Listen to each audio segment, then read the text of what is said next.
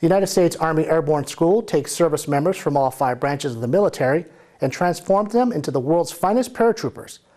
Melissa Anderson takes us to week 1 of Airborne School, where these students are learning the basics. C-130 rolling down the trail. Airborne daddy gonna take a little trail. Stand up, hook up, shuffle to the door. Jump right out and count to 4. Before they get to this, they first have to start here. It's week 1 of Airborne School, also known as Ground Week, and these students are learning what it takes to be a paratrooper.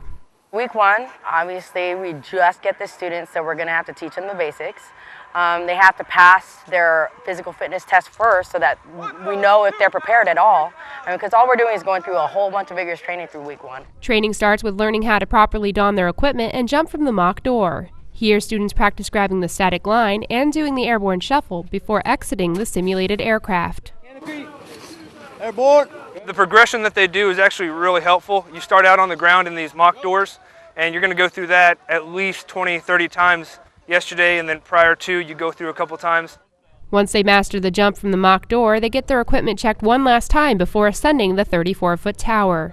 As they climb higher, their anticipation and sometimes fear grow stronger. I feel great, actually. I'm excited. Can't wait. Oh, I have a huge fear of heights. When I'm going up to the tower, it can be pretty scary on that 3rd rung there. You're kind of looking at everybody, you can see the people drop out next to you.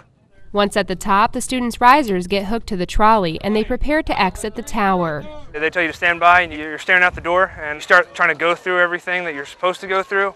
And it all kind of just leaves your head. As soon as you kick out, you just remember start counting, put your head down, otherwise that thing will hit you in the back of the head.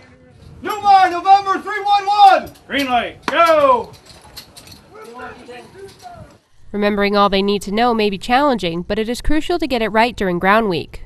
Up here, obviously, this thing is not moving. Up there, you're going at 130 knots.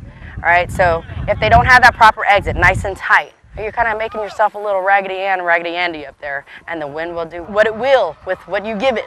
For some students, jumping from the 34-foot tower isn't just helping them learn how to exit an aircraft, it's also helping them overcome their fears. Initially, you're kind of scared because you're like, you don't know what to expect, but once you get up there and do it, it's totally fine. You're like, yeah! This is so much fun. Y'all have no idea. After they master the jump, the students head to the lateral drift apparatus, where they demonstrate proper landing techniques. Proper landing is feet, knees together, put guarding across your face, bending your knees to the left, tilting over to the right, and then rotating down along all 5 main contact points.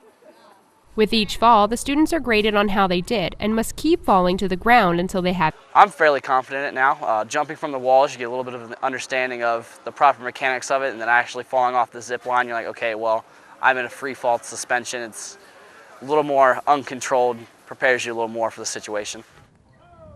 Once these students have honed their skills on jumping and landing, they can look forward to Tower Week, where they get a little further off the ground. I'm having a great time so far, and I'm looking forward to the next 2 weeks. 131, side go!